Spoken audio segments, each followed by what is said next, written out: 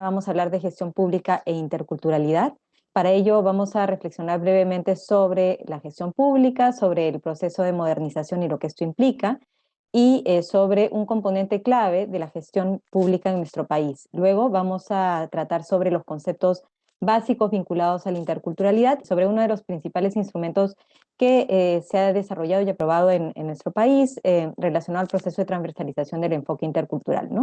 Y finalmente vamos a conocer algunas de las herramientas que pone a disposición la entidad rectora en la materia.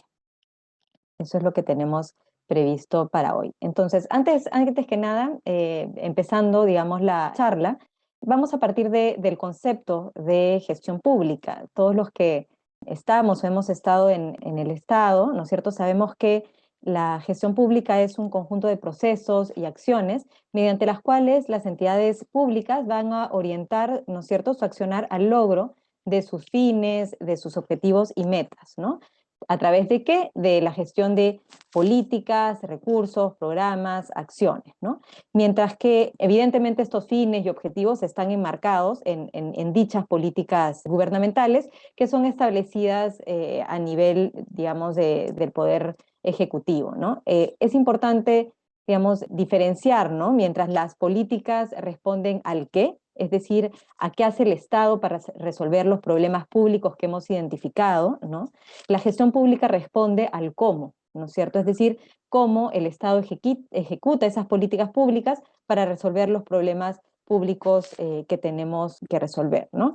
En ese sentido, el propósito de la gestión pública es organizar, planear, controlar y dirigir el funcionamiento y la sostenibilidad de la acción pública, ¿no? Entonces, partiendo de ese concepto, ¿no?, de la importancia de entender la gestión pública como ese conjunto de procesos y acciones orientadas, ¿no es cierto?, a ese logro de fines, objetivos y metas, ¿no?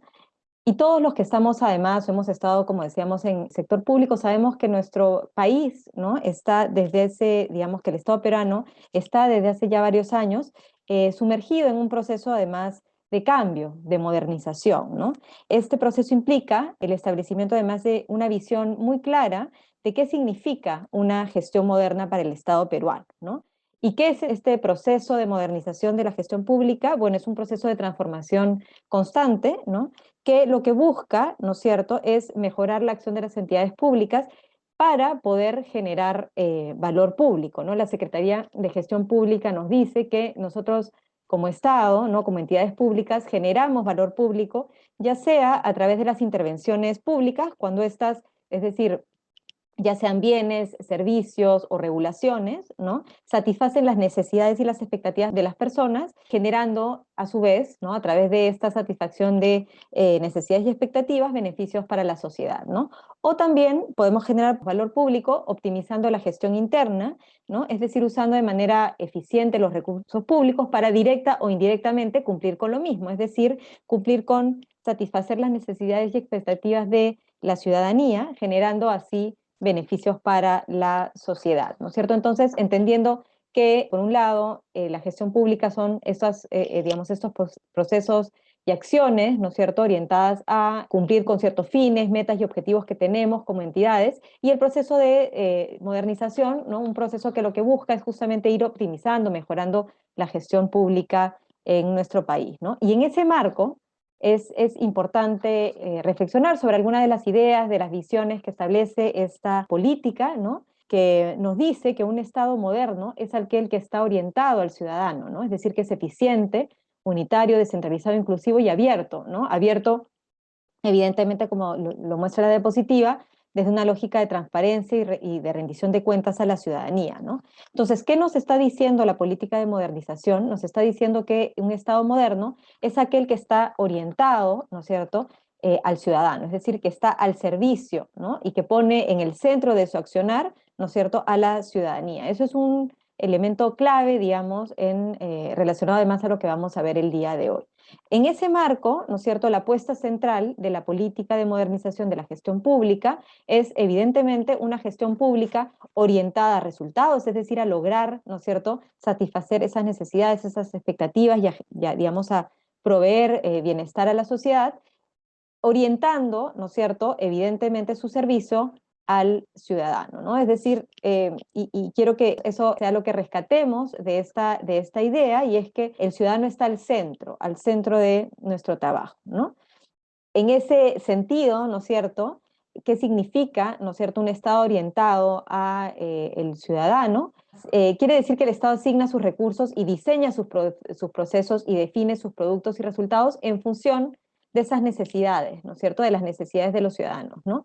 Es decir, que sin perder sus objetivos esenciales, es flexible para adecuarse a las distintas necesidades de la población y a los cambios sociales, políticos y económicos del entorno, ¿no? Por lo tanto, se expresa en una gestión pública en la que los funcionarios públicos calificados y motivados se preocupan, ¿no es cierto?, por entender y responder evidentemente a las expectativas, a las necesidades de la ciudadanía, de los ciudadanos, ¿no? Entonces, en esta lógica, digamos, de entender la gestión pública como, ¿no es cierto?, esos procesos y esas acciones, ¿no?, que realizamos para el logro de esos fines, metas y objetivos, es entender que esos objetivos, esos fines y esas metas ponen al centro, ¿no es cierto?, de su accionar, evidentemente, a la ciudadanía, a la respuesta de las necesidades y expectativas que tiene el ciudadano. Y eso implica, ¿no es cierto?, estar muy atentos y ser flexibles, ¿no?, a las distintas necesidades de la población y a los cambios, además, sociales, políticos y económicos que hay a nivel, digamos, del entorno, ¿no?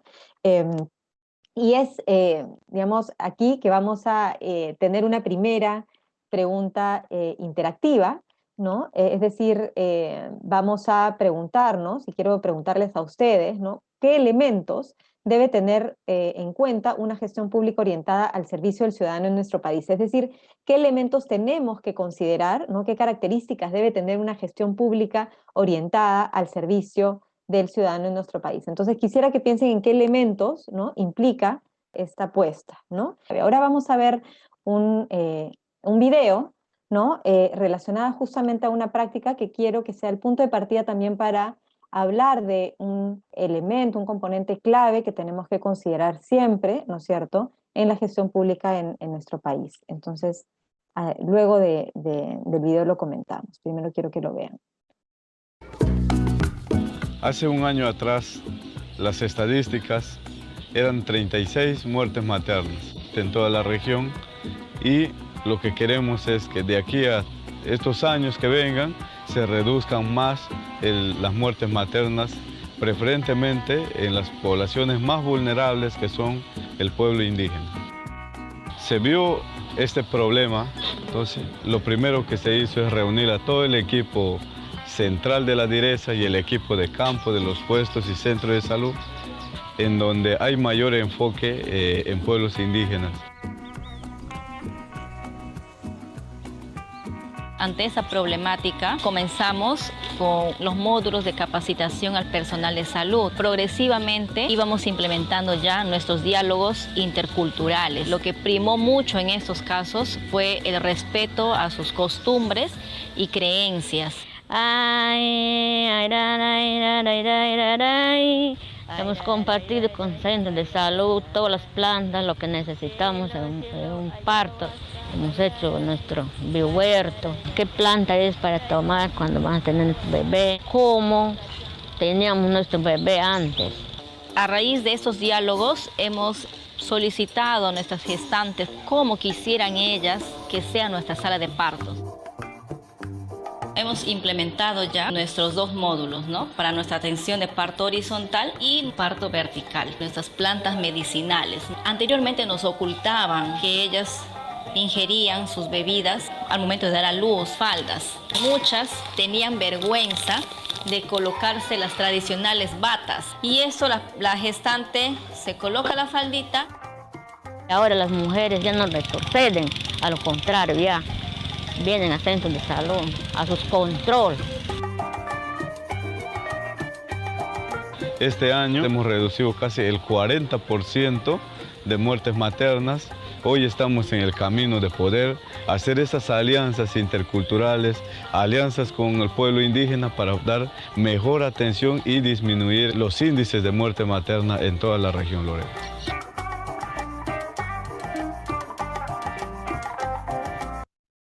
Listo. Entonces, el video que hemos visto es un video que nos muestra una buena práctica intercultural, reconocida así por el Ministerio de Cultura, que tiene justamente año a año, hace un ejercicio para reconocer las prácticas que incorporan, ¿no?, el enfoque intercultural, y como han visto, esta práctica integra de manera importante un elemento sustantivo, ¿no?, de nuestro país, que es la diversidad, ¿no es cierto? El nombre de la práctica, como han visto, es Nacer Bien en la Amazonía Indígena. Esto fue impulsado por la Direza de Loreto, ¿no? Y es una intervención que lo que busca, ¿no es cierto?, es basada en la construcción de servicios de salud materno-neonatales con pertinencia intercultural, es decir, que buscan justamente responder también a esta diversidad. Entonces, a través del video quiero digamos, resaltar, ¿no?, uno de los principales desafíos que tenemos como gestores públicos en el Perú, ¿no es cierto?, y es responder y entender que somos un país diverso. Eso es un elemento sustantivo, ¿no es cierto?, a la hora de pensar, ¿no es cierto?, en una gestión pública moderna, orientada a la ciudadanía, ¿no es cierto?, es incorporar, ¿no?, esa diversidad. Puede resultar obvio, ¿no es cierto?, esto que les estoy diciendo, pero ¿qué tan conscientes o qué tanto conocemos la diversidad cultural de nuestro país, ¿no? Y en ese sentido vamos a mirar algunas cifras que, si bien no nos van a mostrar toda la complejidad y amplitud de nuestra diversidad, sí son una pequeña ventana, ¿no?, a ella, ¿no? Pero antes de mostrarles las cifras, quiero hacerles una pregunta. Digamos, ese es un primer indicador, ¿no es cierto?, sobre nuestra diversidad. Aquí podemos ver, ¿no es cierto?, lo que tenemos, ¿no es cierto?, lo que se ha identificado hasta ahora, ¿no?, de acuerdo a la base de datos, de hecho, de pueblos indígenas y originarios del Ministerio de Cultura. A la fecha se tiene información sobre la existencia de 55 pueblos indígenas u originarios que hablan 48 lenguas indígenas, 4 andinas, ¿no?, y 44 amazónicas. Algo que es aquí importante resaltar es que efectivamente, si uno, por ejemplo, busca en internet, va a encontrar que existen 47 lenguas indígenas, pero hace unos años justamente se reconoció una lengua indígena adicional, por lo cual hoy día se habla de 48 lenguas indígenas, ¿no? Es importante, ¿no?, que son las cifras de pueblos indígenas y lenguas indígenas que hemos identificado y que han sido oficialmente reconocidas por las diferentes entidades rectoras en la materia, ¿no? Y algo que es importante aquí decir, ¿no es cierto?, es que el Censo de Población y Vivienda del 2007 recogió información muy importante sobre la autoidentificación étnica. No sé si ustedes recuerdan que nos hicieron una pregunta, ¿no?, de cómo nos autoidentificábamos con relación a nuestras costumbres y a nuestros antepasados, ¿no? Es decir, a toda la población mayor de 12 años se les hizo esta pregunta, y eso permitió recoger información, como les decía, valiosa. Gracias, de hecho, a este censo nacional sabemos hoy día que el 30% del total de la población peruana de 12 a más, ¿no es cierto?, se autoidentifica como parte de algún pueblo indígena u originario o como parte de algún pueblo afroperuano, ¿no es cierto? Esto es importante, ¿no? Entonces, es decir, el 30% de la población peruana mayor de 12 años se autoidentifica como pueblo indígena u originario o como afroperuano.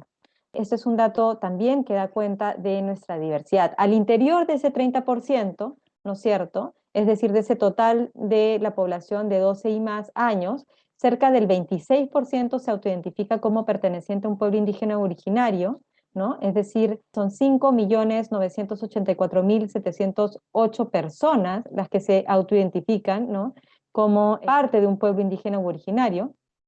Y por otro lado, ¿no?, son 828.894 personas las que se autoidentifican como afroperuanas, ¿no? Es decir, eso es cerca del 4% de la población de nuestro país, ¿no? Ahí también pueden ver en esta diapositiva, que la pueden ver luego con más calma, también, ¿no?, los porcentajes vinculados a otras de las categorías que fueron parte también de esta pregunta de autoidentificación, ¿no? Otro dato que es interesante, ¿no es cierto?, es que en el caso, por ejemplo, de de los departamentos en los que se ubica, ¿no?, a nivel de número, ¿no?, el mayor número de población indígena u originaria del Perú, vemos que el primer departamento con mayor población indígena u originaria, es decir, que se identifica como parte de un pueblo indígena u originario en el país, es Lima, ¿no? A nivel evidentemente, como les decía, de valores absolutos, es decir, hay 1.346.399 personas que en el departamento de Lima se autoidentifican como indígena u originario, ¿no? En el caso de Puno, es el segundo departamento con mayor población indígena u originaria del país. Este es otro dato también interesante, que nos ayuda y nos aproxima, digamos, a esa diversidad. Pero también es interesante saber, ¿no es cierto?, por ejemplo, qué departamentos tienen a nivel ya de porcentaje, ¿no?, una parte importante, es decir, más del 75% de su población que se autoidentifica, por ejemplo, como parte de un pueblo indígena u originario. Ahí podemos ver, por ejemplo, que en Puno, ¿no es cierto?, el 90%, más del 90% se autoidentifica como parte de un pueblo indígena u originario. En el caso de Apurímac es más, digamos, el 87%, en Ayacucho más del 81%, en Huancavelica más del 80%, y en Cusco, ¿no es cierto?, más del 76% se autoidentifican como parte de un pueblo indígena u originario, ¿no? Y hay algunos distritos en nuestro país donde de manera mayoritaria, ¿no es cierto?, la ciudadanía, ¿no?, se identifica como parte de un pueblo indígena y originario. Por ejemplo, Tupo en Apurímac, que el 99.9%, ¿no es cierto?, se autoidentifica como parte de un pueblo indígena u originario, y en Puno, en Santiago de Pupuja y Achaya, es el 98.9%, ¿no es cierto?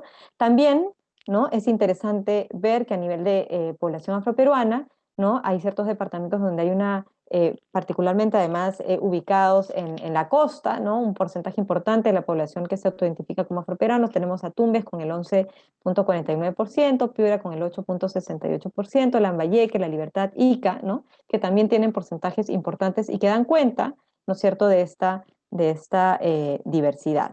Y cuando vemos ya sobre los diferentes pueblos indígenas, ¿no es cierto?, que habitan nuestro país, ¿no?, el pueblo originario, indígena o originario con el que se autoidentifica la mayor cantidad de peruanos y peruanas es el pueblo quechua, ¿no? Esto abarca, ¿no?, a 5.179.774 personas, ¿no? En el caso de la Amazonía, el pueblo indígena con mayor población es el pueblo indígena Ayánica, que cuenta con 55.493 personas, en el marco, evidentemente, como les digo, del ejercicio que se hizo en los censos nacionales del 2017, ¿no? Entonces son, digamos, datos, información, como les decía, que nos aproximan, ¿no? No hablan de toda la diversidad, pero que nos aproximan de alguna manera a esa importante diversidad que tenemos como país y que tenemos que integrar. Otro dato importante que también fue recogido por el Censo de Población y Vivienda fue sobre, y gracias a la pregunta de lengua materna, y por ejemplo, respecto a cuántas personas tienen como lengua materna una lengua indígena, vemos que en el Perú 4.477.195 personas, es decir, el 16% de la población del país aprendió a hablar en alguna de las 48 lenguas indígenas que han sido identificadas a la fecha, ¿no es cierto? Esto es importante también como información. Y otro dato interesante, ¿no?, que nos deja este censo es que San Juan del Urigancho es el distrito con la mayor población que habla quechua en todo el país, es decir, más de 107.000 personas, ¿no es cierto?, indicaron que el quechua era su lengua materna. Pero a la par de esta importante, ¿no?, y significativa diversidad que podemos, digamos, como les decía, a la cual podemos aproximarnos a través de esta información, ¿no?, importante información que nos dé el censo, tenemos también que hablar de la existencia de importantes brechas sociales, es decir, así como hemos hablado, ¿no?, de esa importante y valiosa diversidad que tenemos como país, es importante decir que junto con ella existen brechas sociales que afectan de manera particular e importante, ¿no es cierto?, a ciertos grupos étnico-culturales, ¿no? De hecho, la Política Nacional de Cultura, ¿no?, lo dice, ¿no?, nos dice que nuestro país ha atravesado procesos históricos que han generado y reproducido desigualdades estructurales, ¿no?, que han limitado las condiciones y oportunidades de determinados grupos sociales, ¿no?, para el ejercicio de sus derechos, ¿no?, como es, por ejemplo, el caso de los pueblos indígenas u originarios y del pueblo afroperuano, ¿no?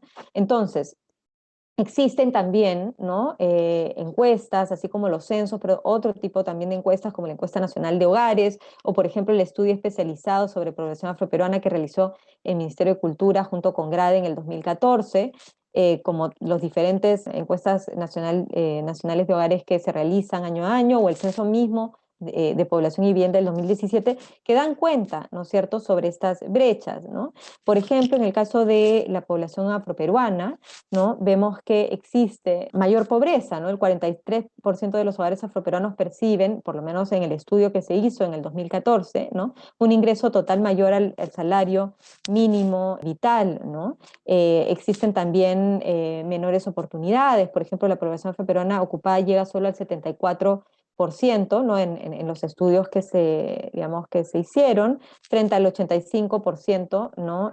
De la población nacional ocupada. Es decir, hay un menor porcentaje, digamos, frente a la media nacional, ¿no? O también, en el caso, por ejemplo, de la población afroperuana, las cifras que tenemos respecto a la discriminación, ¿no es cierto? El 43.4% considera a las personas afroperuanas como siendo tratadas peor que el resto de la población dentro de un estudio que se hizo también hace unos años, o el 32% de los jefes de hogares afroperuanos habían, ¿no es cierto?, sufrido algún tipo de discriminación, también fue mencionado en esta encuesta. Respecto a la población indígena u originaria, también vemos que enfrentan situaciones de mayor pobreza, ¿no? El 32.6% de la población con lengua materna indígena, ¿no?, se encuentra en situación de pobreza frente al 17% de la población que tiene como castellano. Estas son cifras de hace unos años, ¿no?, pero que dan cuenta de, digamos, de esas brechas que existen, ¿no? También el menor acceso a servicios, de la cual también han dado cuenta diferentes estudios, ¿no? Por ejemplo, el 42.9% de la población con lengua materna quechua no tiene acceso a agua potable, frente al 18%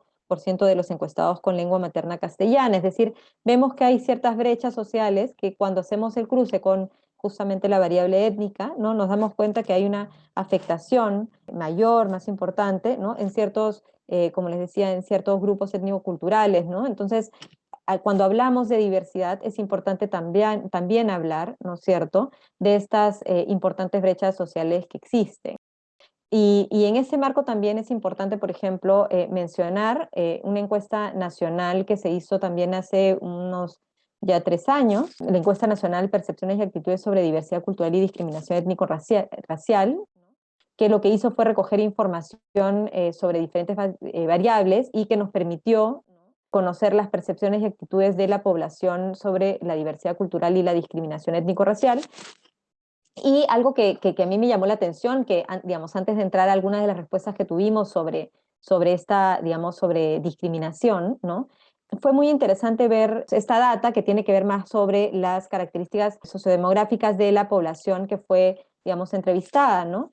Y que es, digamos, una diapositiva que a mí me llamó la atención bastante, y es que solo el 2% de la población peruana se encuentra en el nivel socioeconómico A, ¿no? Es decir, si nosotros vemos la distribución de la población peruana, ¿no?, respecto a los niveles socioeconómicos, ¿no?, vemos que solo el 2% de la población total, ¿no?, está dentro del nivel socioeconómico A.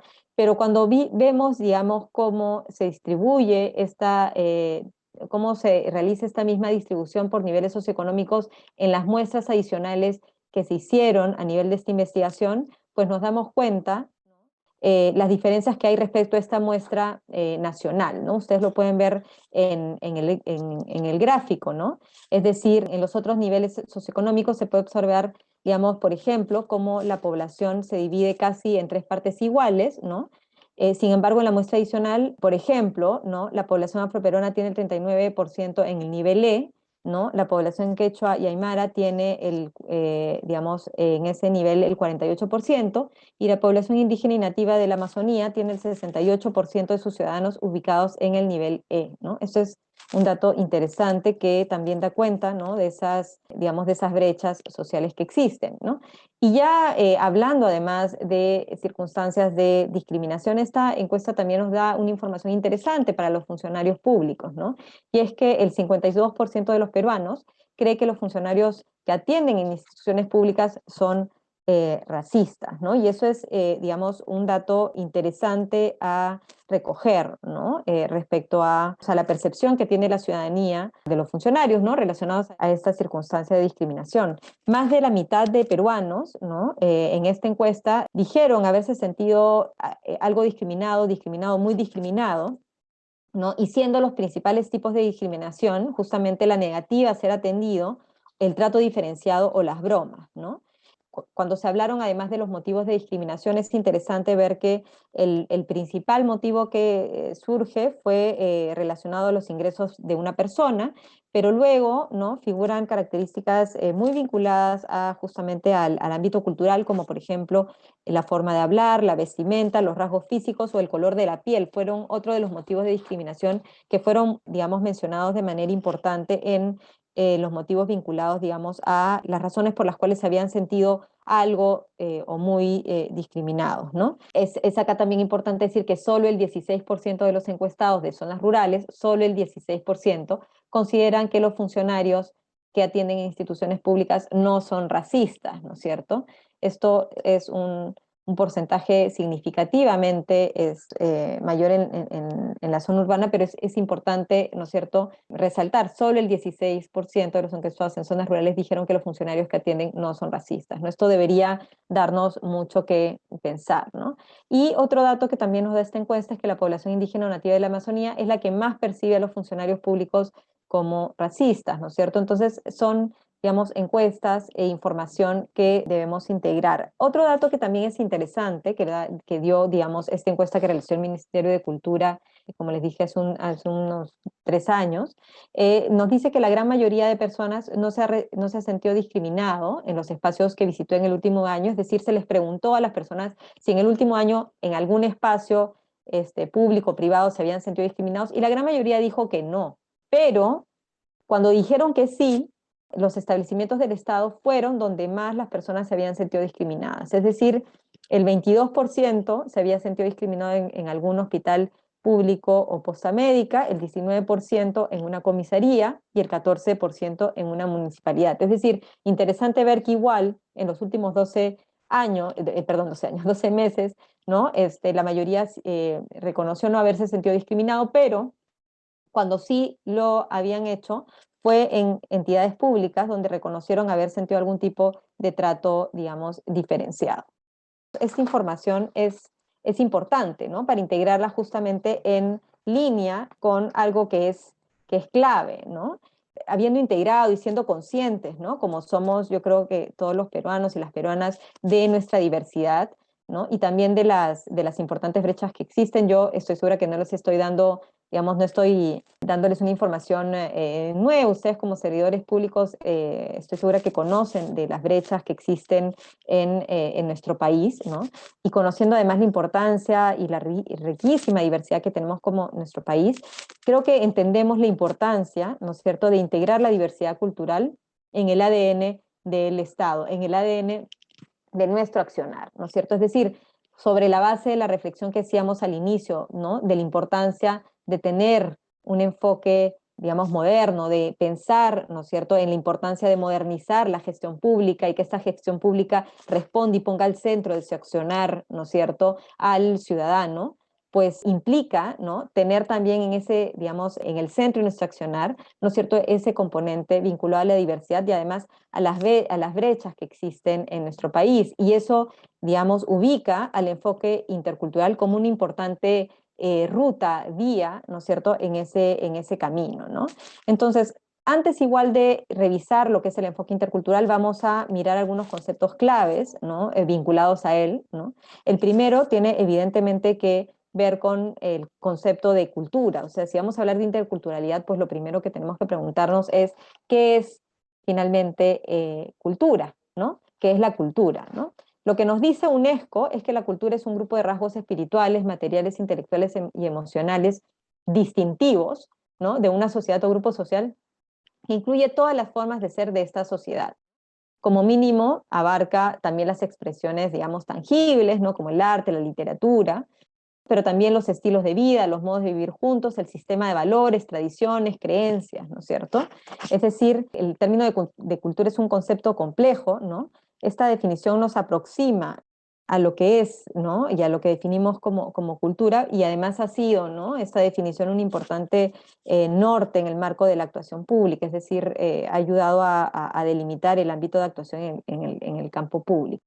Entonces, resumiendo, ¿no?, la cultura finalmente son esas diferentes formas aprendidas, ¿no?, que tenemos de pensar, sentir y hacer, así como también sus manifestaciones y producciones, que evidentemente son el resultado de la relación entre los seres humanos y la naturaleza y que implican, ¿no?, el compartir, como veíamos, valores, conocimientos, tradiciones, costumbres, símbolos, entre otros. Los elementos y componentes de la cultura son muy amplios y complejos, ¿no?, y incluyen, ¿no?, como estábamos viendo, ¿no?, conocimientos, prácticas, conocimientos colectivos, formas de organización, la lengua, ¿no?, entre otros. Algo que es importante decir sobre el término de cultura es que evidentemente la cultura no es estática, ¿no? Las culturas se encuentran en constante enriquecimiento mutuo, recrean y crean sus elementos propios y también incorporan elementos de otras culturas. Lo importante, ¿no?, en ese, digamos, en ese movimiento constante es que estos elementos se integren dentro de los sistemas de significados y valores de dicho grupo, es decir, que se integren y que tengan sentido para ello. Entonces, como elemento clave, ¿no?, entender también que la cultura no es algo estático y que además las diferentes culturas están en un constante enriquecimiento mutuo. En ese marco, ¿no?, la identidad cultural implica sentirse parte de, ¿no es cierto?, de una cultura con ciertas características propias que la hacen única y diferente con respecto a otras culturas, ¿no? Es decir, teniendo en cuenta el término de cultura y sabiendo que la identidad tiene una conformación compleja y heterogénea, ¿no es cierto? Aquí lo importante es tener en cuenta eso, ¿no?, que implica ese sentido de pertenencia a una cultura que tiene sus propias características y componentes, ¿no?, respecto a otras culturas. La diversidad cultural, cuando hablamos ya de diversidad cultural, pues estamos hablando de esas múltiples formas que se expresan las culturas y, de los grupos y sociedades, es decir, estamos hablando que no existe una única cultura dentro de una sociedad, es decir, la diversidad cultural lo que hace es dar cuenta de la existencia de una variedad de grupos culturales dentro de una misma sociedad. Se da cuenta de esa, además de esa diversidad de expresiones culturales que emanan, ¿no es cierto?, de la creatividad individual y colectiva que emanan de ese grupo cultural, ¿no? Entonces, algo que nos dice y que es interesante, ¿no?, por ejemplo, el Ministerio de Cultura, es que para aprovechar los beneficios, ¿no?, de esa diversidad cultural se requieren establecer evidentemente relaciones igualitarias entre los diferentes grupos sociales. Ustedes, alguien lo mencionó, ¿no es cierto?, igualdad, me parece que en el chat. Sí, es fundamental, ¿no?, sobre todo si sabiendo el importante activo que es para la sociedad peruana tener esa diversidad, es sumamente importante y relevante establecer relaciones igualitarias. Y bueno, habiendo hablado justamente de lo que es cultura, ¿no es cierto?, y de la identidad y de la diversidad, ¿no es cierto?, pues la interculturalidad es un proceso de intercambio, de diálogo y aprendizaje que busca justamente generar esas relaciones de equidad entre diversos grupos étnico-culturales que comparten un espacio, a partir del reconocimiento y valoración positiva de las diferencias, ¿no?, de las diferencias culturales, de aquello que nos hace únicos como grupo, ¿no? Pero acá, digamos, dentro de este concepto, importante resaltar ese proceso de intercambio, diálogo y aprendizaje, y el otro elemento es la búsqueda, ¿no?, de establecer relaciones de equidad entre los diferentes grupos culturales. Es decir, el concepto de interculturalidad no busca solamente dar cuenta de la importante diversidad que ocurre, ¿no?, de facto en las sociedades, no busca simplemente decir, bueno, hay diversidad, no es solo un concepto descriptivo, o sea, es decir, no se trata solo de reconocer que en el Perú existe una gran diversidad, sino que da cuenta de la interacción, ¿no es cierto?, y el encuentro entre dos o más grupos culturales, y, como les decía, pone el énfasis en la interacción y la relación, ¿no es cierto?, de estos grupos culturales, ¿no?, y la búsqueda de esa equidad en la relación. En ese marco, del concepto que hemos visto de interculturalidad, pues el enfoque intercultural son de alguna manera como unos lentes, ¿no es cierto?, que nos permiten, ¿no es cierto?, analizar y actuar frente a esa diversidad. Este marco de análisis y de acción nos proponen, evidentemente, el reconocimiento, respeto y valoración de esas diferencias culturales sin discriminar ni excluir, y lo que hace es fomentar la instalación de relaciones recíprocas y equitativas entre los diferentes grupos étnico-culturales que cohabitan en un determinado espacio, ¿no? ¿Eso qué implica para el Estado, ¿no? Y esta es una definición que está justamente en la Política Nacional de Transversalización del Enfoque Intercultural que lidera el Ministerio de Cultura, ¿no? Implica que el Estado incorpore y asimile como propias las diferentes concepciones de bienestar y desarrollo de los diferentes grupos culturales, en la prestación tanto de sus servicios, ¿no?, así como adaptar los mismos a las particularidades socioculturales sin dejar de priorizar además el ejercicio, respeto y garantía de tanto de los derechos individuales como de los derechos colectivos, ¿no? Entonces, el enfoque intercultural es, como les decía, es como ponernos unos lentes que nos permitan ver, digamos, analizar la realidad bajo, digamos, esa premisa de buscar el respeto, el reconocimiento y la valoración de las diferencias culturales y de buscar, digamos, eliminar cualquier tipo de discriminación y exclusión, ¿no es cierto? Entonces es un marco de análisis y de acción que tienen como horizonte, ¿no?, como objetivo, buscar ese reconocimiento, respeto, valoración y búsqueda de eliminar cualquier tipo de discriminación o de exclusión, ¿no?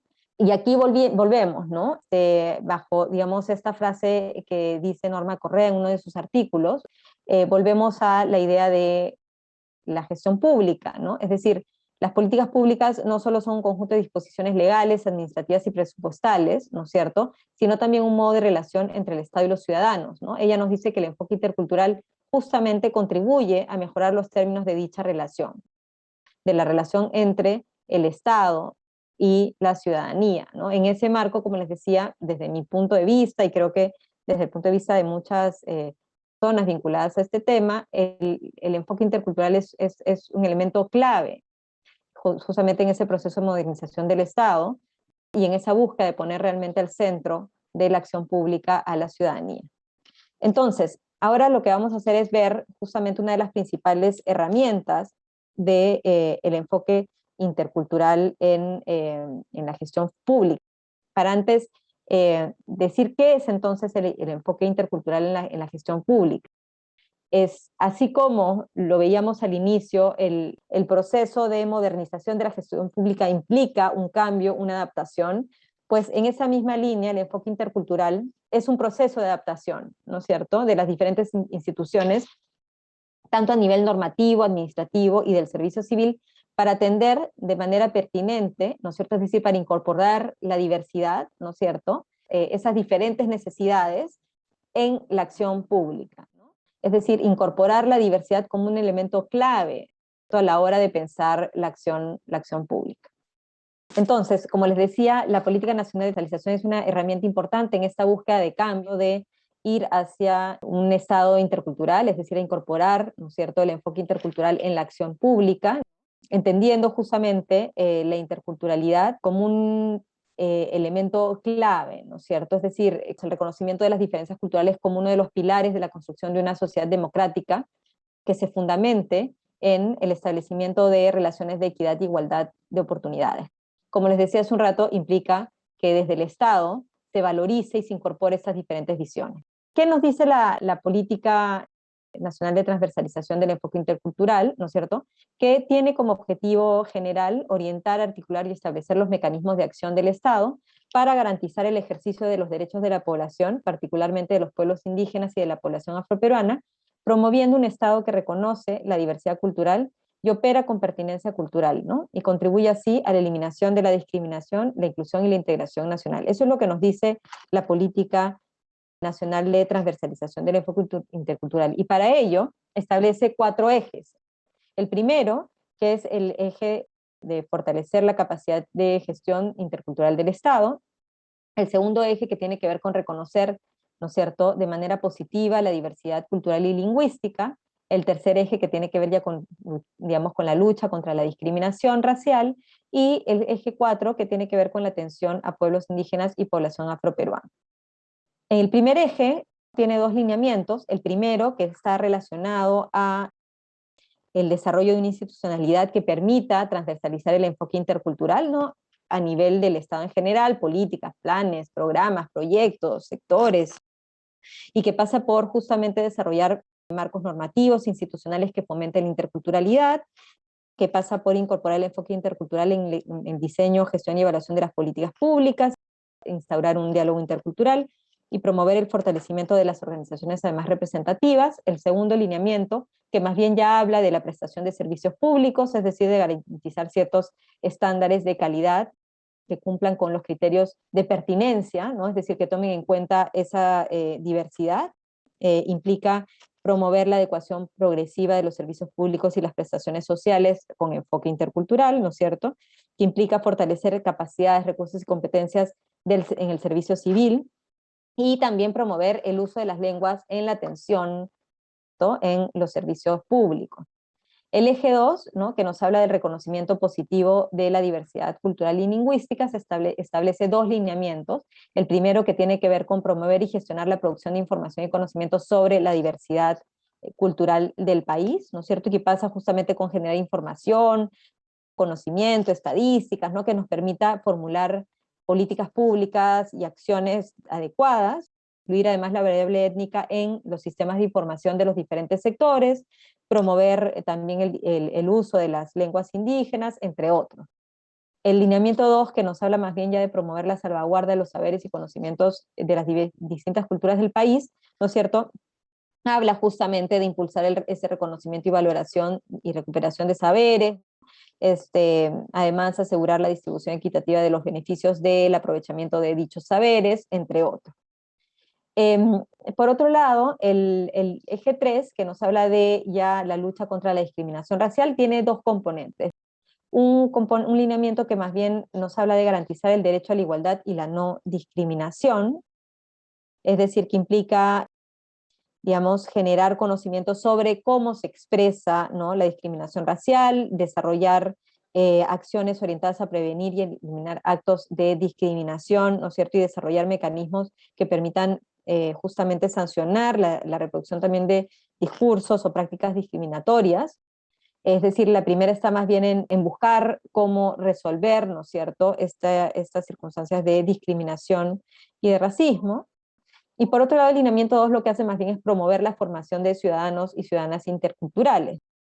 Es decir, tanto en el sistema educativo formal y no formal, implicar justamente y, digamos, lograr que haya una valoración, ¿no es cierto?, positiva a esa diversidad, promover, ¿no?, la difusión de valores, el conocimiento de esas diferentes cosmovisiones, es decir, un mayor conocimiento de la diversidad y que nos lleve también a valorarla, ¿no es cierto?, a reconocer la importancia que tiene para nosotros, ¿no? Y el último componente, que tiene que ver con más bien la atención, digamos, entendiendo que existen estas brechas, entendiendo además que hay derechos específicos, por ejemplo, a los pueblos indígenas, una atención como lineamiento 1, ¿no?, esta atención diferenciada en el caso de los pueblos indígenas y la población afroperuana desde un enfoque intercultural, que pasa por desarrollar políticas, planes, acciones en beneficio, ¿no?, de los pueblos indígenas y de la población afroperuana, y un lineamiento 2 que tiene que ver más justamente con garantizar el ejercicio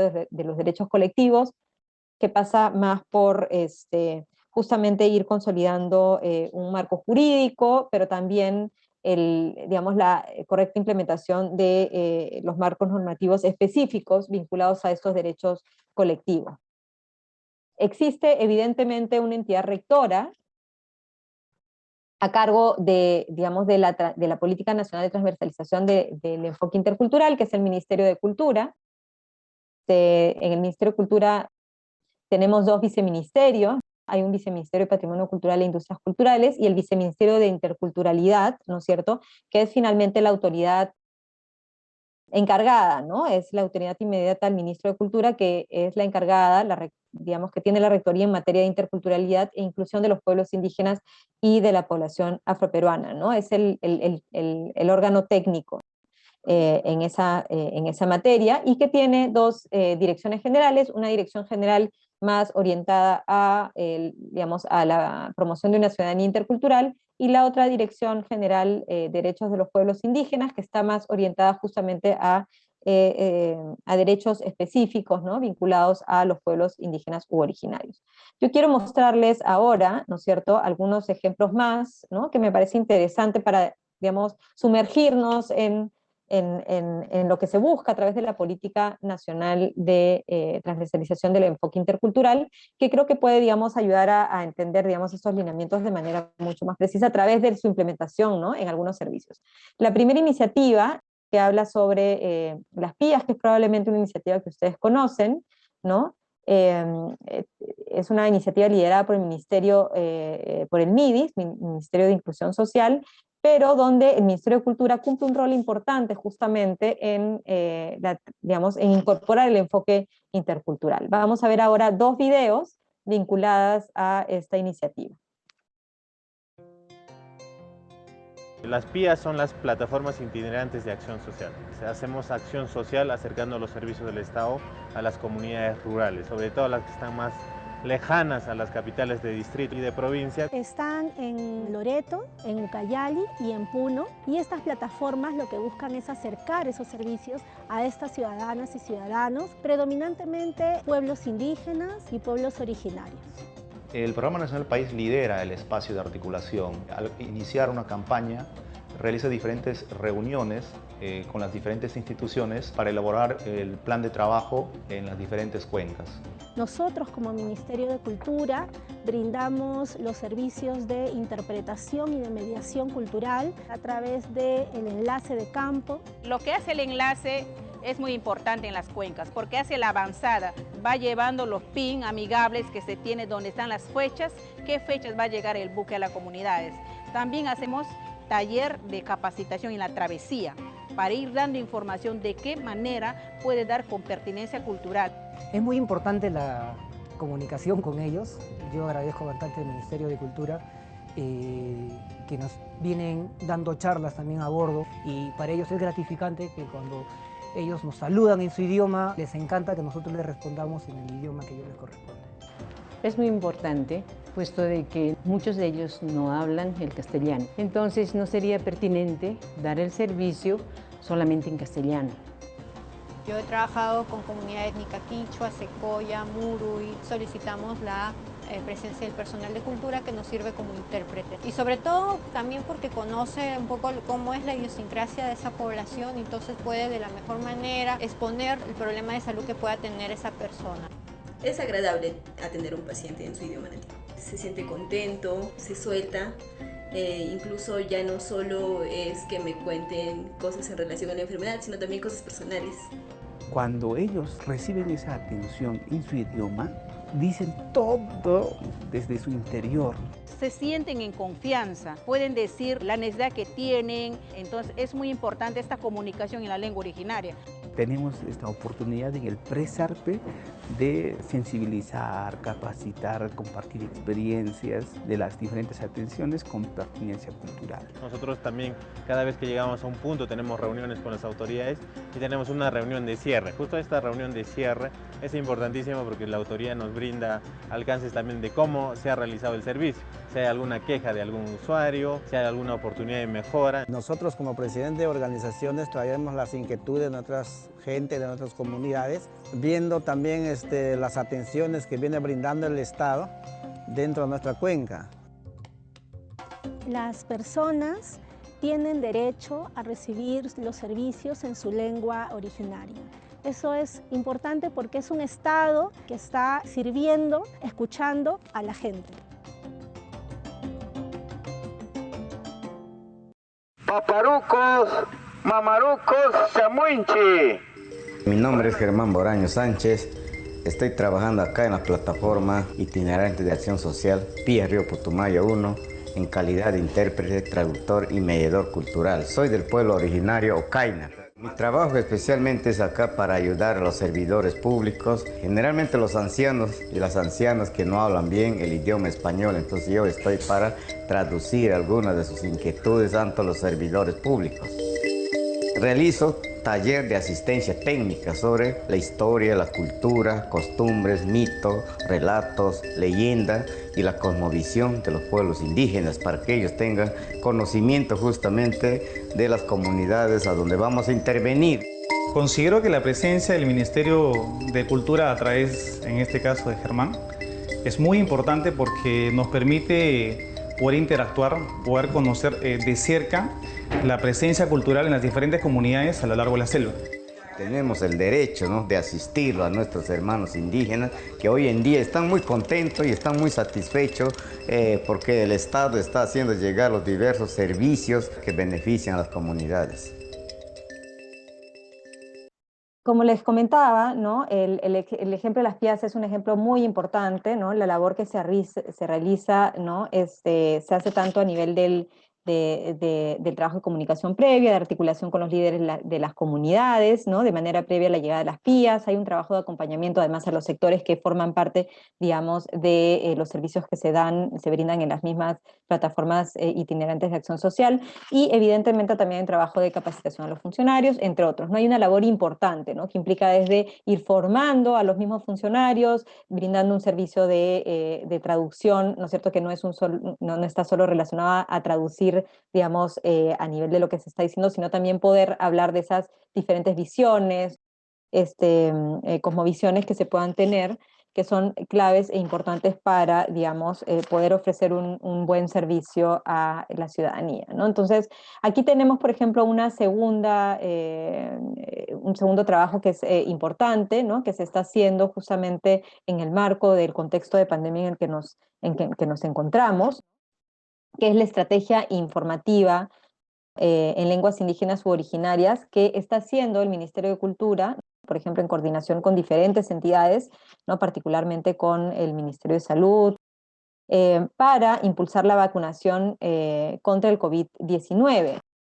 Eso ha implicado, por parte del Ministerio de Cultura, ¿no?, como les decía, una articulación tanto con las organizaciones indígenas como con las diferentes autoridades municipales, regionales, ¿no?, y con el desarrollo de diferentes materiales que son claves, ¿no?, para poder comunicar sobre la importancia de la vacuna contra el COVID, ¿no?, en diferentes lenguas, ¿no?, y teniendo en cuenta justamente las diferentes visiones o expectativas que podemos tener en torno a ello.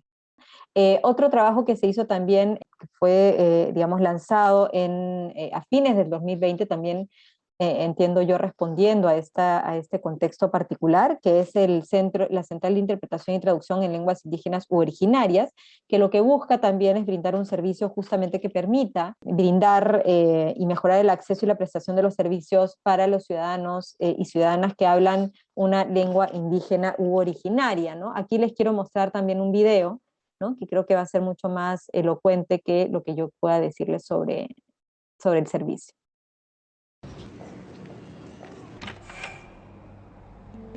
Sarwan taitake haukanun kantiriri un hamsirikta haniu castellano arsurikti haukanun kantiri inkamantan yariri tsipaheitari Kaukim sañani kunas kamachitu. Vamos a entendernos. El Ministerio de Cultura ha creado la Central de Interpretación y Traducción en Lenguas Indígenas u Originarias, CIT, la cual brinda servicios de interpretación remota, interpretación presencial y traducción en lenguas indígenas u originarias para situaciones de emergencia. Estos servicios permitirán que los más de 4 millones de hablantes de lenguas indígenas accedan a las entidades públicas con pertinencia cultural y lingüística. La CIT se encuentra disponible en 6 lenguas indígenas: Aymara, Ashaninka, Aguajún, Shipibo-Conibo, Ticuna y Quechua en sus variedades Ancash, Chanca y Cusco Collao. Si eres servidora o servidor público y necesitas interpretación remota telefónica en lenguas indígenas, llama al 618-9383 y marca la opción según la lengua que requieras. Y recuerda, una traducción o interpretación oportuna no solo te acerca a otro peruano, también puede salvar vidas.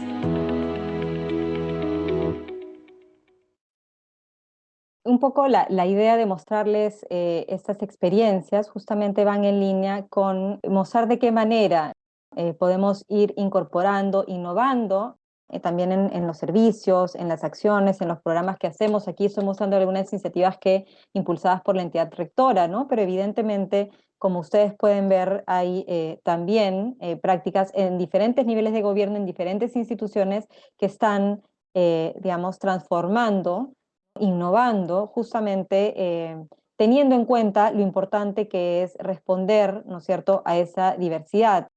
Y pues esa diversidad está íntimamente ligada a las expectativas, ¿no es cierto?, que pueda tener la ciudadanía, ¿no? Entonces, importante, digamos, como algunos ejemplos para aproximarnos, ¿no?, a esas diferentes iniciativas y herramientas que está poniendo, por ejemplo, el Ministerio de Cultura. Quiero, en esa misma línea, mostrarles algunos recursos que como funcionarios públicos ustedes pueden igual, a los que pueden acceder, ¿no es cierto?, que son interesantes, los vamos a ver rápidamente, pero en las diapositivas ustedes tienen también los enlaces, ¿no?, si quieren navegar, seguir, digamos, en esa búsqueda de seguir, digamos, fortaleciendo los conocimientos que tenemos de esa diversidad. Por ejemplo, está el Centro de Recursos Interculturales, que es un repositorio muy interesante que contiene publicaciones, investigaciones, material informativo de muchos sentidos vinculados justamente a el enfoque intercultural, a los pueblos indígenas, a la población afroperuana,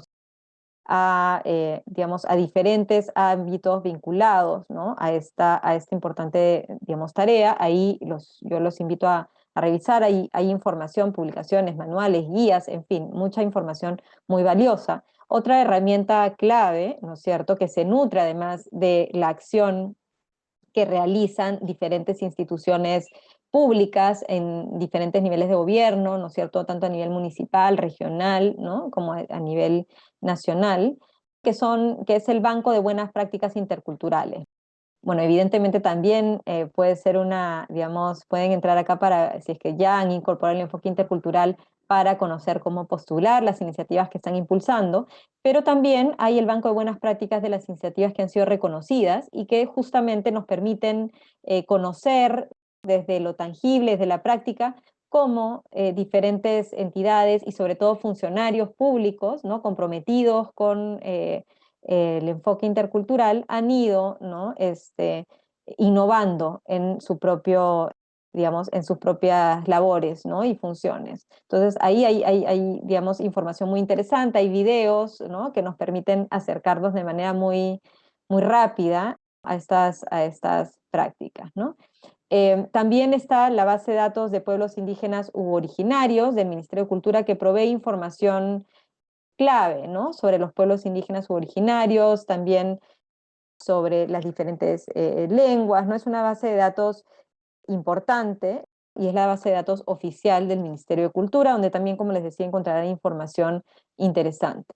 Y luego también tienen el mapa etnolingüístico del Perú, que permite encontrar las lenguas predominantes por ámbito geográfico, es decir, nos permite ubicar justamente esa predominancia lingüística dependiendo de las diferentes regiones, localidades en nuestro país, y justamente nos permite en ese marco planificar como dice la misma presentación, una adecuada toma de decisiones en materia de uso, promoción, recuperación y prestación de las lenguas indígenas u originarias del Perú, ¿no es cierto? Es decir, que es un componente importante y clave, ¿no?, y que tenemos que tener en cuenta de manera importante en la provisión de servicios públicos. Entonces, ahí yo creo que hay digamos, cuatro herramientas claves para que ustedes puedan seguir profundizando, conociendo el enfoque intercultural y conociendo cómo en la práctica, por ejemplo, a través del Banco de Buenas Prácticas Interculturales, cómo pueden ir conociendo en la práctica cómo diferentes instituciones han integrado la diversidad en sus propias prácticas, ¿no? Y en ese sentido, los invito, ¿no?, a seguir conociendo nuestra valiosa diversidad y a seguir encontrando como funcionarios, como servidores públicos, las vías para adecuar su propia gestión, incorporando el enfoque intercultural. Muchísimas gracias.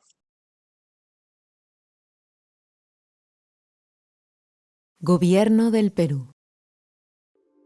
Bicentenario del Perú, 2021.